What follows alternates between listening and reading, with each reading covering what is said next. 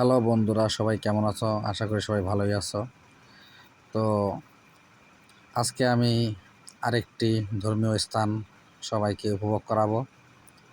এই যে আমার স্ক্রিনে যে মন্দিরটা দেখতে পাচ্ছ, এই মন্দিরটা হচ্ছে শরীয়তপুর সদর পালং থানার মধ্যে অবস্থিত, যেটাকে পালং হরিসভা নামে অনেকেই চিনে। এই মন্দিরটির নাম হচ্ছে শ্রী শ্রী শ্যামসুন্দর জিও মন্দির এবং শরীয়তপুর সদরের একদম যে বাজার আছে, বাজারের সাথেই এই মন্দিরটা অবস্থিত। কেন্দ্রীয় মন্দির এটা। তো দূর দূরান্ত থেকে ভক্তবৃন্দ এই মন্দিরে আসে, দেখে।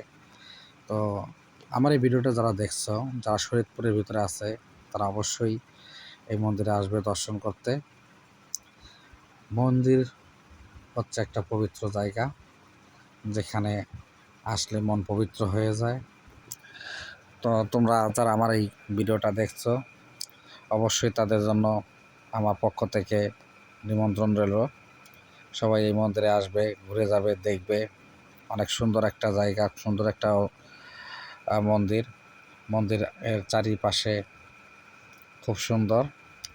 এই মন্দিরে প্রতি বছর এক নাম কীর্তন হয়ে থাকে, যেটাকে বলা হয়, আমরা বলি মহানাম যজ্ঞ অনুষ্ঠান। 7 দিনব্যাপী হয়ে থাকে। এখানে মহাপ্রসাদের ব্যবস্থা রয়েছে। এই মন্দিরে প্রতি বছর শ্রী শ্রী দুর্গা পূজা হয়, কালী পূজা হয়। তো শ্যামসুন্দরের পূজা তো প্রতিদিনই আমরা এখানে দেখতে পাই, সন্ধ্যা আরতি হয়। তো এই মন্দিরে ভিতরে আরেকটা আকর্ষণীয় জিনিস আছে, শিব মন্দির, শিবলিঙ্গ। সবাই অবশ্যই দেখেছ, আমার এই স্ক্রিনের মধ্যে অবশ্যই দেখতে পারবে শিবলিঙ্গ। এবং একটা হনুমানের মূর্তি রয়েছে, যেটা আসলে দেখতে অনেক সুন্দর। তো আরেকটা বিষয় হচ্ছে, এই মন্দিরে প্রতি বছর রথযাত্রা হয়ে থাকে। তো বন্ধুরা, মন্দির দেখতে ঘুরতে কারই না ভালো লাগে। সবারই মন্দিরে, মসজিদ, গির্জা, প্রত্যেকটা ধর্মপ্রাণের ব্যক্তিদের যার যার ধর্মীয় স্থানে যেতে অবশ্যই ভালো লাগে।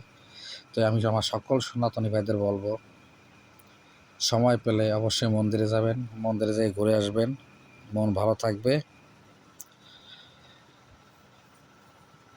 তো এই মন্দিরে আসার জন্য খুব সুন্দর রাস্তা রয়েছে, যেটা হচ্ছে আপনি চারিপাশ দিয়ে আসতে পারবেন। শরীয়তপুরের সদরে যদি নামেন, তাহলে এখানে এক নামে সবাই চেনে, যেহেতু এটা কেন্দ্রীয় মন্দির। শরীয়তপুর সদরে আসলেই হরিসভা একটা মাত্র মন্দির, কেন্দ্রীয় মন্দির।